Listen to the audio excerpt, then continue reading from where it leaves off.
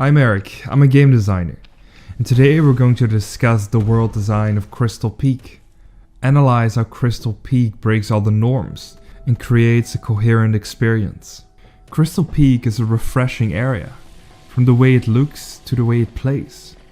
It focuses on surprising you, breaking your expectations. Everything you've previously learned in the City of Tears, in terms of aerial combat, slashing enemies from above, and having a specific area dedicated to teaching you the mechanics of the final boss through mini-bosses and other obstacles. This structure and type of challenges is the exact opposite to what you are experiencing in the Crystal Peak. Some enemies are impossible to hit from above, whereas others can throw pickaxes at you, making it more difficult as well. Even the boss you encounter is surprising and breaks the norms. The boss may not even be at the halfway point of the Crystal Peak, waiting for you at a bench. By breaking the structure of what you're used to, the game revitalizes your sense of awareness and rejuvenates your urge to explore. The moment you were about to fall into the "I know what to expect" trap, the game pulls you out of it, because it understands that it requires mystery and unpredictability to encourage you to explore and be curious of the world. The secondary mechanics Crystal Peak presents emphasize timing and precise movement.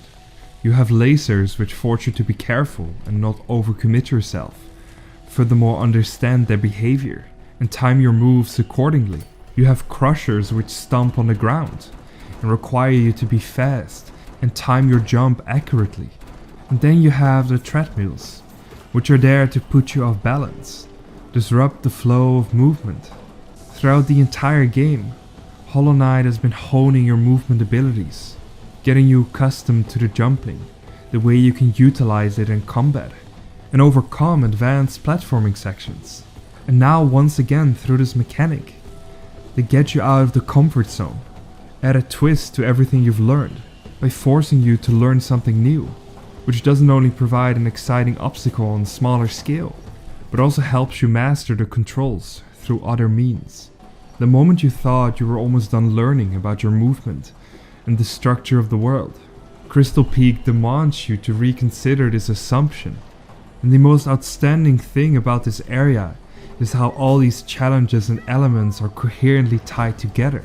The theme of mining for crystals radiates everywhere in the Crystal Peak, from the mechanics which all support this idea, to the rewards and secrets you find in the area, all the way to the enemies. The enemies are not just an extension of the world, they are an integral part of the experience.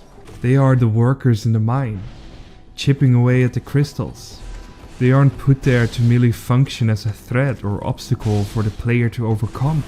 They are there to add context and meaning to the story of the Crystal Peak. Their moveset represents their role within the Crystal Peak. Some bugs are miners, whereas the bats are there to collect all the crystal which has been mined. By creating this functional ecosystem, the Crystal Peak feels more alive, more believable and immersive.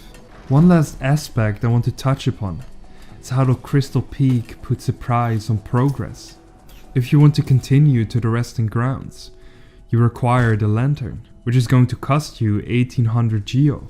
You may have already bought it, but if you haven't, this is where Hollow Knight sets you up for rediscovering the world, either by collecting the geo or finding another way to progress.